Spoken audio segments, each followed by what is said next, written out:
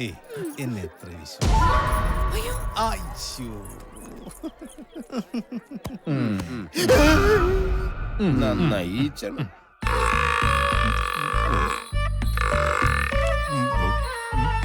അടുത്ത് എരുമയെ വളയ്ക്കാനുള്ള പരിപാടിയാണല്ലേ? നാണം കെട്ടവൻ. കേറ്റുകളയും. ഇപ്പൊ തലയും കുറിച്ചിരുന്നിട്ട് കാര്യമില്ല. എന്തൊക്കെയായിരുന്നു മല്ലുവിന്റെ പെങ്ങന്മാര്, എന്റെയും പെങ്ങന്മാര്. അവരാരെങ്കിലും നോക്കിയാൽ കലിപ്പ് തീരുണ്ടോ ദൈവമേ. അവന്റെ മോന്ത കണ്ടില്ലേ? ഈ എരുമയെ കൊണ്ട് ചവിട്ടിപ്പിക്കട്ടെ പന്നി. പറ്റിപ്പോയടാ. വേണ്ട വേണ്ട ഞാൻ പലതവണ പറഞ്ഞതാ, കേട്ടില്ല. ആര്? ഞാൻ തന്നെ ഇഷ്ടപ്പെട്ടു പോയടാ. അതുകൊണ്ട് അയ്യടാ, ഇഷ്ടപ്പെടാൻ പറ്റിയ മുതല്.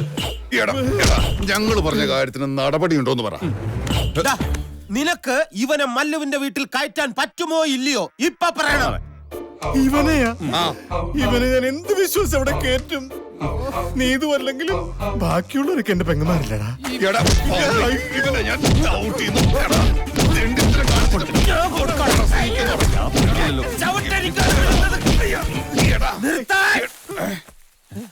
ഇനി എനിക്ക് സഹിക്കാൻ പറ്റില്ല. ഇവന്റെ കാര്യം ഇപ്പൊ തന്നെ ഞാൻ മല്ലുവിനോട് പറയും. അയ്യോ പറയരുത്, പിടിക്കരുത്. എങ്ങനെയെങ്കിലും ഞാൻ ഈ തെണ്ടിയ മല്ലുവിന്റെ വീട്ടിൽ കയറ്റാം. അങ്ങനെ വഴിക്ക് വാടാ. എടാ, ഇവൻ പറഞ്ഞ പോലെ അവൻ ഹരിയാണെന്ന് അറിഞ്ഞാൽ രണ്ടുണ്ട് കാര്യം.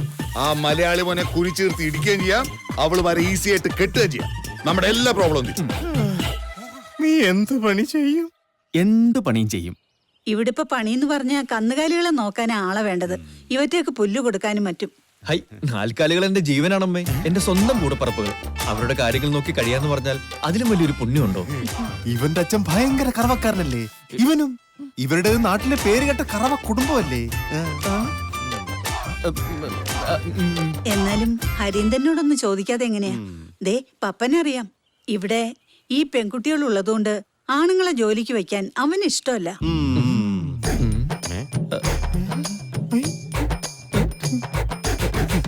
എല്ലാവരെയും പപ്പനെ പോലെ വിശ്വസിക്കാൻ പറ്റുമെന്നാ അവൻ ചോദിക്കുന്നേ.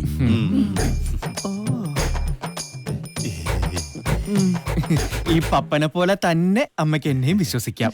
അമ്മ പറഞ്ഞ ഹരീന്ദ്ര സമ്മതിക്കും. എന്റെ അകന്നൊരു ബന്ധുവാ, ഒളിച്ചു പോയ അമ്മായിയുടെ മോൻ. ആ നോക്കട്ടെ.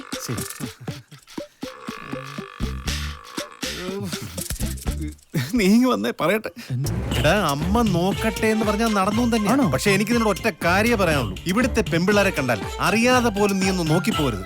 ഇനി അഥവാ അവരെന്തെങ്കിലും സംസാരിക്കാൻ വന്നാൽ കമാന്നൊരു അക്ഷരം മിണ്ടരുത്. ജപ ജപ ജപ പൊട്ടനെ പോലെ നിന്നേക്കണം. മനസ്സിലായോ? മനസ്സിലായി. നമ്മുടെ പഞ്ചാബി ഹൗസിലെ ദിലീപേട്ടനെ പോലെ. അതാരാ? എന്റെ അമ്മായിയുടെ മോന. ഓ അങ്ങനെ. പക്ഷെ മറ്റേ പാട്ട് പാടാലോ. ഹൈ, സോനരേ സോനരേ സൊന്നിലാവ് തെളിഞ്ഞില്ലേ സ്വരരാഗത്തിൻ്റെ. പിന്നെ ഒരു പ്രധാനപ്പെട്ട കാര്യം, ഇവനെന്താ ഭ്രാന്തായ? ഈ ചാണകം ചവിട്ടിന്ന് തോന്നുന്നു. അത് ചവിട്ടിക്കോ, മല്ലു ചവിട്ടാൻ നോക്കിയാ മതി. ഇത് കണ്ട, ഇത് മുഴുവൻ ഗോതമ്പോടാ. നീ പണിയെടുത്ത് മരിക്കും മോനെ. പറന്ന് നിന്നോണം.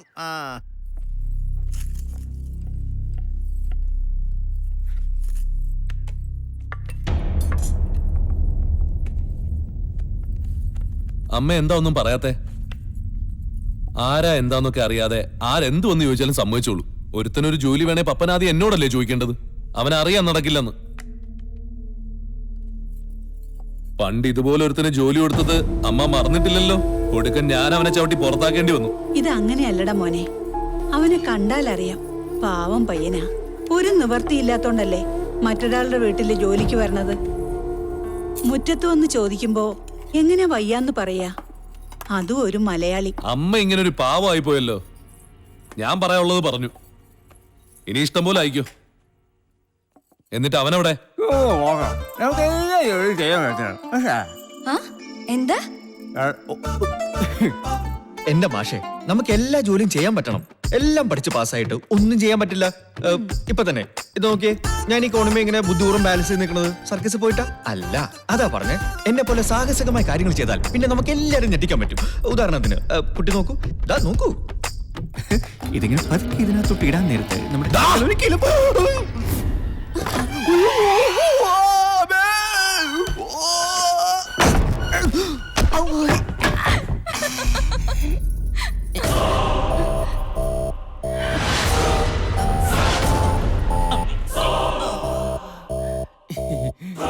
നീ എന്താടാ പറന്നു നടന്നാണോ ജോലി ചെയ്യുന്നത്? ഈ പപ്പൻ പറഞ്ഞായിരുന്നേ ജോലി ചെയ്യുമ്പോ പറന്ന് നിക്കണോന്ന്. അതാ. പശുവിനെ നോക്കാൻ വന്നവൻ ആ ജോലി മാത്രം ചെയ്താ മതി. അന്ന് കേറിയില്ല. അതിനു മുമ്പ് കിടപ്പുമുറി വരെ എത്തില്ലോടാ. അയ്യോ, ഇത് കുട്ടിയുടെ കിടപ്പൂറിയ സത്യമായിട്ട് ഞാൻ അറിഞ്ഞില്ല കേട്ടോ. ആണോ? കേറി പോടിയാത്ത്. ബേട്ടാ, ഇവിടെന്താ ചക്ക വീണു പോലെ ഒരു ശബ്ദം കേട്ടത്? അയ്യോ, ചക്കയല്ല, ഞാനാ വീണത്. ഈ ബൾബ് മാറ്റിയിടാൻ വേണ്ടി വീണതാ. ആഹാ, എന്നിട്ട് ബൾബ് മാറ്റിയോ? ഇല്ല, അത് ഈ വീണപ്പോ പറന്നുപോയി. അതാ. പറന്നു പോവേ? മനസ്സിലായില്ലേ? അമ്മയെ തലയ്ക്ക് സ്ഥിരതയില്ലാത്തവരെയൊക്കെ പിടിച്ച് പണിക്ക് വെച്ചാ ഇങ്ങനെ ഇരിക്കും. ദേ ഒരു കാര്യം പറഞ്ഞേക്കാം, നിന്റെ സേവനം ഫാമിൽ മതി, വീട്ടിൽ വേണ്ട.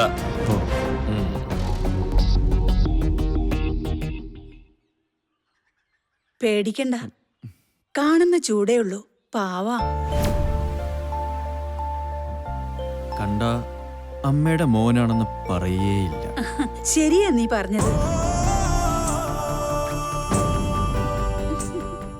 എല്ലാരും പറയും അവന് ചാച്ചിയുടെ അതേ ചായയാണെന്ന്.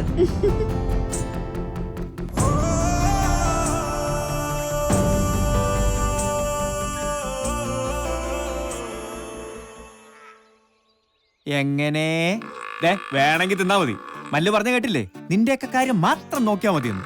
എന്റെ പട്ടി നോക്കും. എരുമയുടെ സ്വഭാവം ഇവിടെ കാണിക്കരുത് കേട്ടാ. നിനക്ക് എന്തിന്റെ കുറവാ ഇവിടെ? മര്യാദക്ക് തിന്നാനാ പറഞ്ഞത്. ഒരുമാതിരി എന്റെ ക്ഷമ പരീക്ഷിക്കരുത്. ഇപ്പൊ ശരിയാക്കി തരാം. തിന്നണ്ട, ഞാൻ നിനക്ക് ഉരുട്ടി വായിലോട്ട് വെച്ച് തരാം. എടാ അനി, നീ കുറച്ച് സാധനങ്ങളൊന്ന് ചന്തയിലെത്തിക്കണം. ഇയാളെ കൊണ്ട് ഓടും. എടാ, എനിക്കിവിടെ 100 കൂട്ടം പണികളില്ലേ. എന്ത് ചെയ്യാം, ഞാൻ മല്ലുവിന്റെ വിശ്വസ്തനായി പോയില്ലേ. എന്താ ആലോചിക്കുന്നത്? ഒന്നും ആലോചിക്കണ്ട, ഒന്നും ആലോചിക്കണ്ട. പെട്ടെന്ന് വണ്ടി ഇവിടെ കിടക്കല്ലേ. അതവിടെ ഇട്ട് പുല്ലുമായിട്ട് രാവിലെ അങ്ങ് ഇറങ്ങിക്കോളും. ചെല്ല്, ചെല്ലടാ.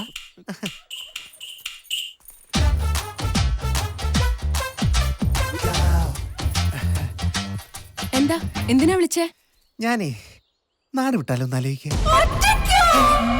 പതുക്കെ പറ പെണ്ണേ.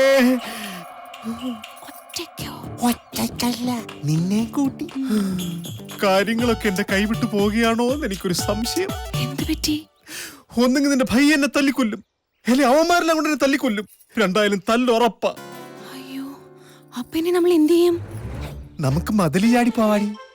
അതാവുമ്പോ എനിക്ക് നല്ല പരിചയമാ. ദീദി, ദീദി, ദീദി.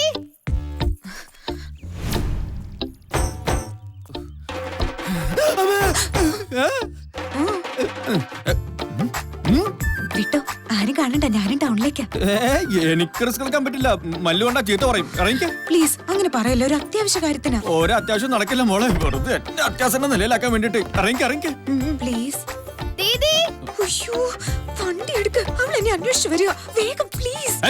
വണ്ടിന്ന് ഇറങ്ങി പോവാനാ പറഞ്ഞത്. വണ്ടി എടുക്ക്, തലമുണ്ട ഞാൻ അടിച്ച് പൊട്ടിക്കും. അങ്ങനെ മര്യാദക്ക് പറ, അല്ലാതെ ഒരുമാതിരി പേടിപ്പിച്ച് കാര്യം നടത്താൻ നോക്കല്ലേ. കേട്ടന്ന് എല്ലാം കറക്ക് കമ്പനികളാണല്ലോ. ചേട്ടാ, എന്തോ ദീദിയെ കണ്ടോ? പൂവല്ലോ ദീദി. ഏയ്, ഞാനെങ്ങും കണ്ടില്ല. ദീദി, ദീദി.